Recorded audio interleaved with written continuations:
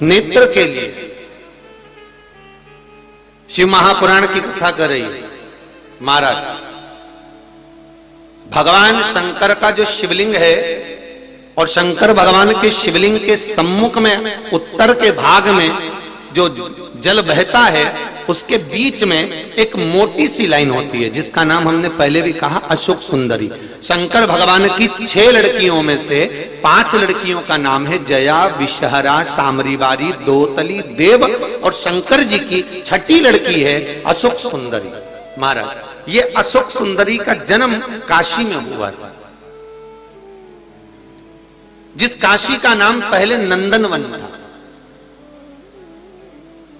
क्या नाम था? नंदनवन।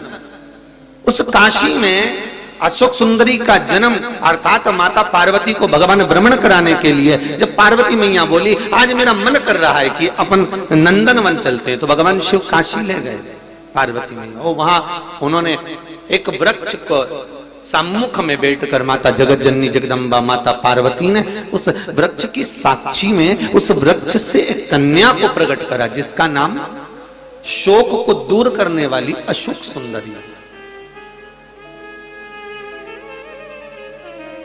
महाराज जो शोक को दूर कर दे, दुख को दूर कर दे, उस कन्या को प्रकट किया। अब अशोक सुंदरी का जो स्थान है वो जहां जलाधारी है, जहां से पानी बहता है, उसके बीच में जो एक लाइन है वो अशोक सुंदरी का स्थान है। बहुत ध्यान से सुनना महाराज कथा। और अभी तक शायद टीवी पर यह क्रम मिला भी नहीं होगा जो क्रम आज वर्णित किया जाएगा।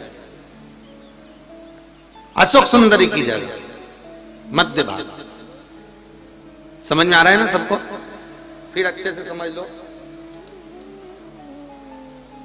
ये शिवलिंग, ठीक है, ये जलाधारी जहां से पानी नीचे गिरता है, ये दोनों पूरा गोल भाग, यहां से पानी नीचे जा रहा है, तो इसके बीच में जहां से पानी जाता है उसके बीच में जो स्थान है वो अशोक सुंदरी का स्थान है, शिव जी की बेटी का स्थान। अब शंकर जी की जो बेटी का मध्य भाग में स्थान है अशोक सुंदरी का, वहां पर आपको शहद की 7 बिंदी रखना है। और जो ये शिवलिंग रखा है, इस शिवलिंग के तुम पीछे की ओर बैठे हो, यहां बैठे हो ना आप दक्षिण में, तो यहां बैठे हो, तो पीछे का जो शिवलिंग का भाग है इस पे आपको चंदन का लेपन करना।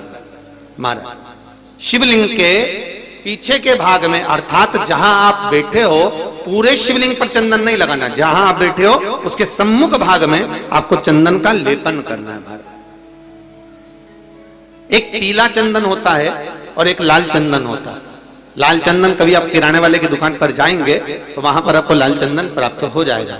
आपको जो लेपन करना है वो लाल चंदन का लेपन करना है। आपको पहले भी कथा में बताया कि शंकर भगवान को कुंकू नहीं चढ़ता, रोली नहीं चढ़ती, क्योंकि बाबा को अगर चढ़ता है तो लाल चंदन चढ़ता है। तो लाल चंदन का आप जब लेपन कर दें, लेपन करने के बाद शहद की 7 बिंदी आपको अशोक सुंदरी वाली जगह पर रखना है। महाराज रखने के बाद बाबा से विनती करना है और चंपेश्वर महादेव का स्मरण करना है।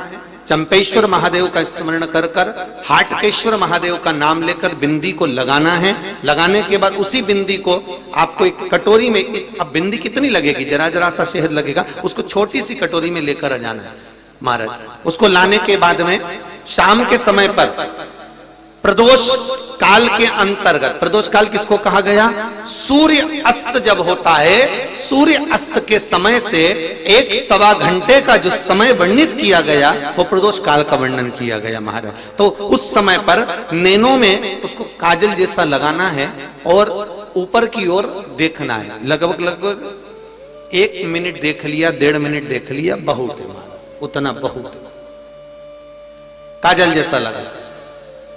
एक कटोरी में जो तुमने चंदन लगाया है उस चंदन को निकाल कर लाना है और आंखों के नीचे भाग में उसको समर्पित करना है। महाराज ये 2-3 चीजों में काम आता है। एक तो नेत्र की ज्योति बढ़ाने के लिए, जो चश्मे वाले नंबर हैं उसको उतारने के लिए।